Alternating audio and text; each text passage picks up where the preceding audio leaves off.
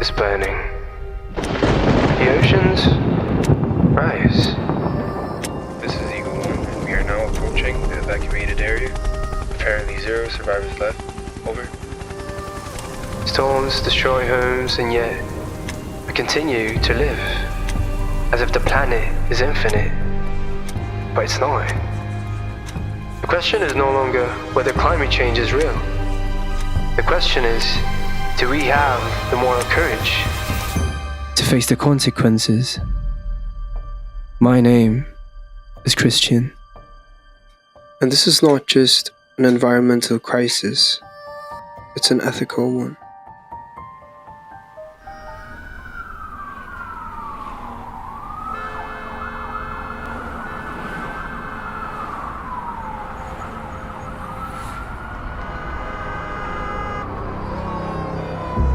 For centuries, human progress has been built on extracting from Earth.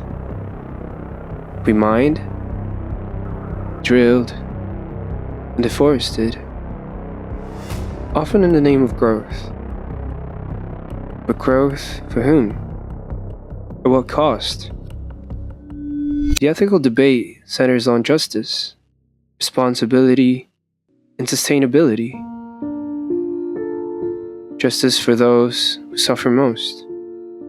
Responsibility for the damage we've caused.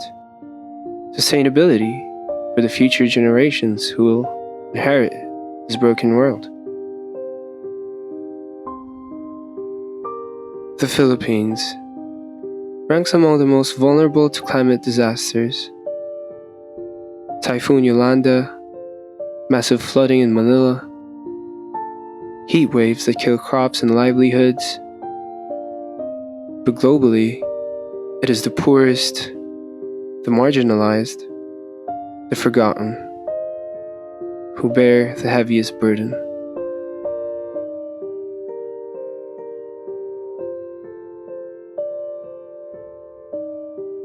Meanwhile, the world's richest corporations fuel this crisis.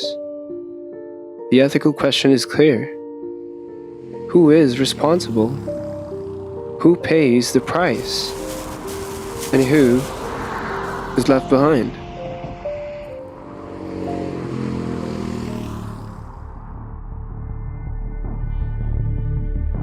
In 2023, the United Nations reported that climate change could displace over 1 billion people by 2050. Yet, meaningful action remains slow, mired in politics and greed. We can't ignore the moral failure in our response. Greed, apathy, denial. These are not just political issues, they're ethical failures. The Earth, our shared home, suffers from our disconnection. We exploit nature. We silence voices, and we treat environmental collapse as someone else's problem, but in reality, every destroyed forest, every polluted river, every species lost, every single thing reflects the decay of our values.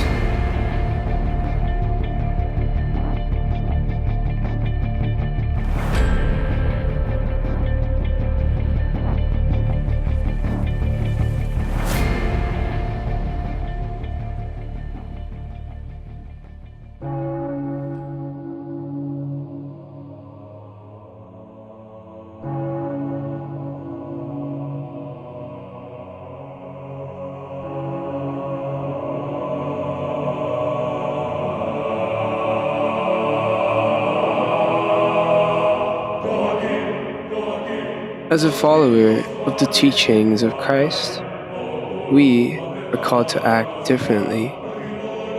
Jesus taught us that solutions must be real, tangible, off this world. We cannot pray away climate change. We must take action. Imminent solutions mean planting trees, reducing waste, protecting vulnerable communities now. At the center of our response must be love. Love that does not divide, but transforms. We challenge greed not with violence, but with compassion and unity.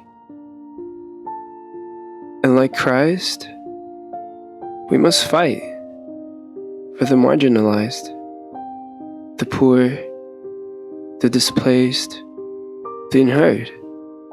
The marginalization means amplifying their voices, ensuring they're not left behind in climate decisions. And finally, forgiveness and transformation. We all share the blame, but we also share the power to change. Like Christ forgave sinners. We can forgive past ignorance, but true repentance demands action. Our environment can heal, but only if we transform ourselves. The climate crisis is not just about science or politics. It's about who we are and what we value. Justice, responsibility, love. The earth is wounded, but not defeated. We have the power and the moral duty to protect it. For ourselves, for the vulnerable, for generations yet to come. The time for action is now.